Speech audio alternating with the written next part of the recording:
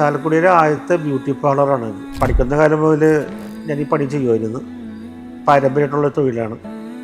പിന്നെ അച്ഛൻ്റെ കൂടെ നിന്ന് പിന്നെ അതിനുശേഷം ഇതിനെക്കുറിച്ച് കൂടുതൽ അറിയാൻ വേണ്ടി കൂടുതൽ പഠിച്ചു. പല സ്ഥലങ്ങളിലും ജോലി ചെയ്തു.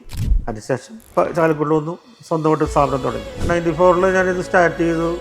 ഓരോ കാലഘട്ടത്തിനനുസരിച്ച് ഓരോ മാറ്റങ്ങൾ വരുത്തിയിട്ട് മുമ്പോട്ട് പോയി ആദ്യം ഒരു ചെറിയ ഒരു 200 സ്ക്വയർ ഫീറ്റ് ആയിരുന്നു. അതിപ്പോൾ അതൊക്കെ വലുതായി ഇപ്പോൾ 800 സ്ക്വയർ ഫീറ്റിലാക്കിയിട്ടുണ്ട്. ഇപ്പോൾ എൻ്റെ ഈ സ്റ്റാഫുകൾ അവിടെ പോയി കട തുടങ്ങിയാലും ചെല്ലുന്ന ആൾക്കാർ ചോദിക്കണം, നിങ്ങൾ ഒരേ ആൾക്കാരല്ലേ എന്നാണ് ചോദിക്കുന്നത്. അപ്പോൾ ഒരേയുടെ ഇമ്പോർട്ടൻറ്റ് അവർക്ക് എല്ലാവർക്കും അറിയാം.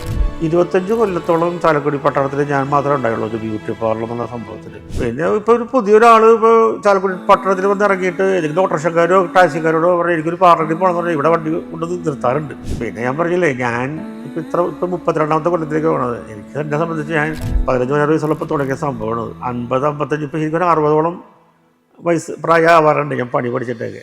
ഇതിപ്പോൾ ഒരു ഫിലിമായാലും ഒരു ഫുട്ബോളിൻ്റെ ഒക്കെ ആയാലും ഇങ്ങനെ ആൾക്കാർ കാണിക്കും ഓരോ, അപ്പോൾ ഇവിടെ അതനുസരിച്ച് വന്നുകൊണ്ടിരിക്കും.